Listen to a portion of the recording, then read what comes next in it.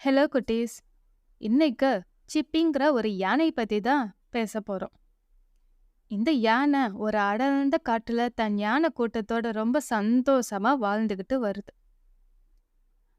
ஒரு நாள் மனிதர்கள் யானைங்களை பிடிக்கிறதுக்காக விரிச்ச வலைய சிப்பி பாக்குது.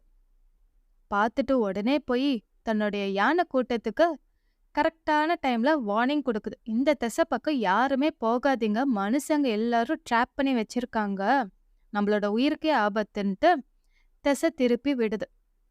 அதனால பல யானைகளோட உயிர் காப்பாத்தப்படுது.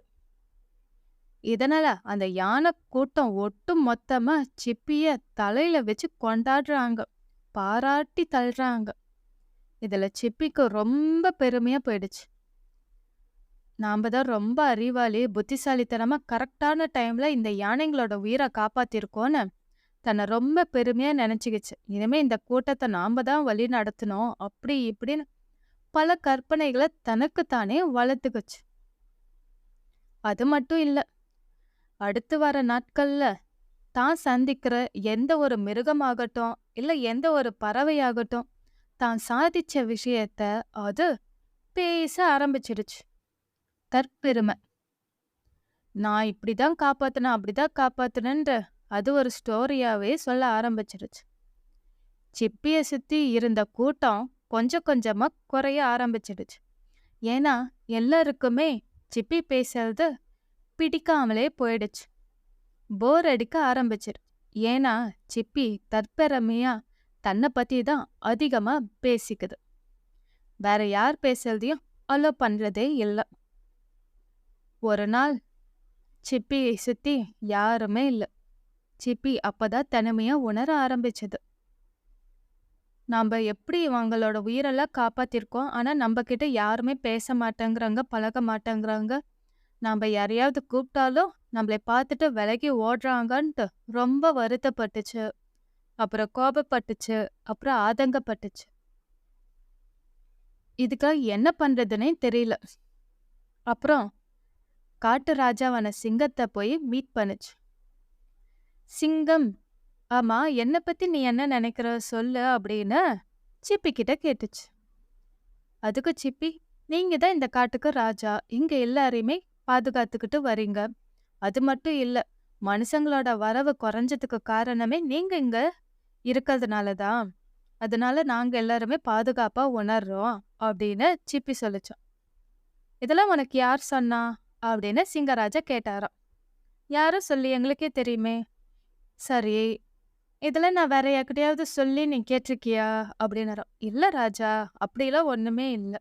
உங்களதான் இத்தனை வருஷமா பாக்குறோமே, எங்களுக்கே தெரியும், எனக்கே தெரியும் அப்படின்ச்சா சிப்பி. அப்புறம் நீ ஏமா அதை பண்ற அப்படின்னாரா சிங்கராஜா. நான் என்ன பண்ணேன் அப்படின்னா, நீ என்னைக்கோ ஒரு நாள் உன் யானை கூட்டத்தை காப்பாத்துன, அவங்களும் அதுக்கு உன்னை பாராட்டிட்டாங்க, அதோட முடிஞ்சது. ஆனா நீ அதை பெருசா எடுத்துக்கிட்டு எல்லாருக்கிட்டையும் உன்னை பத்தியவே பெருமையா பேசிக்கிட்டே வர. அத கேட்க சகிக்காம தான் எல்லாரும் உன்னை விட்டு விலகி போறாங்க அப்படின்னாரா சிங்கராஜா. இதை கேட்டு சிப்பி ரொம்ப மனசு கவலைப்பட்டுச்சு. இது பாரு சிப்பி, நாம ஏதோ ஒரு சந்தர்ப்ப வசத்துல ஒரு சிலரையோ இல்ல ஒரு கூட்டத்தையோ காப்பாற்ற வேண்டிய சூழ்நிலை வரும். காப்பாத்தணும், அதுதான் நம்மளுடைய கடமை.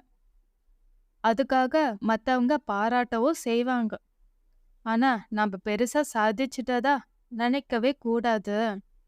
அதை தொடர்ந்து நாம செய்யணும். செயல்ல தான் அந்த பெருமை நிலைச்சு நிக்குமே தவிர பேசுறதுல நிலைச்சு நிக்காது.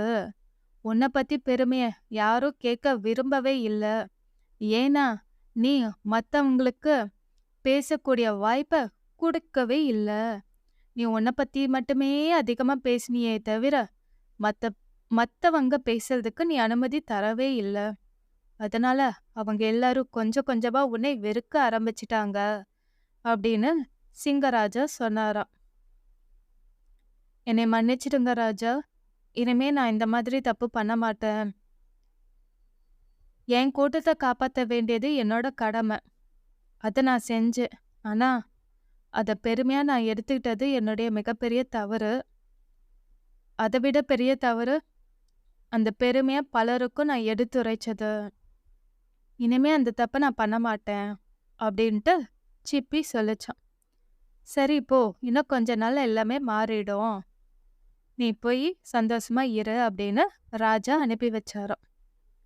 அப்புறம் சிப்பி பழையபடி தன் பெருமை பேசுறத நிறுத்திடுச்சு.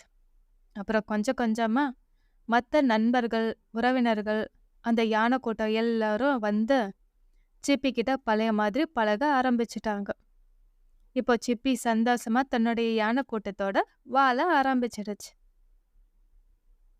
இதுதான் கிட்ஸ். நம்மளை பத்தின பெருமை நாம சொல்லிதான் மற்றவங்களுக்கு தெரியணும்னு அவசியமே இல்லை. சிங்கராஜா மாதிரி அதெல்லாம் ஆட்டோமேட்டிக்கா மற்றவங்களுக்கு தெரிய வேண்டிய நேரத்துல தெரிஞ்சிடும். நமக்கு ஏதோ ஒரு சந்தர்ப்ப வசத்தால ஒருத்தருக்கு ஹெல்ப் பண்ணக்கூடிய வாய்ப்பு கிடைச்சு நீங்க ஹெல்ப் பண்ணா அது ரொம்ப நல்லது. ஆனா உனக்கு நான் இந்த ஹெல்ப் பண்ணிட்டேன் அப்படின்னு சொல்லி காட்டுறது ரொம்ப தப்பு. இந்த மாதிரி பண்ண ஆரம்பிச்சா நம்ம சுத்தி இருக்கிறவங்களுக்கு நம்ம மேல வெறுப்பு தான் மிஞ்சும். மற்றவங்க எல்லாரும் நம்ம கிட்ட நெருங்கி சந்தோஷமா நட்போட பழகணும் அப்படின்னா எந்த ஒரு தற்பெருமையோடையும் மற்றவங்களோட பழகக்கூடாது. டவுன் டு யோத், பணிவோட அன்போட பழகணும், வாழணும். Okay kids, thank you.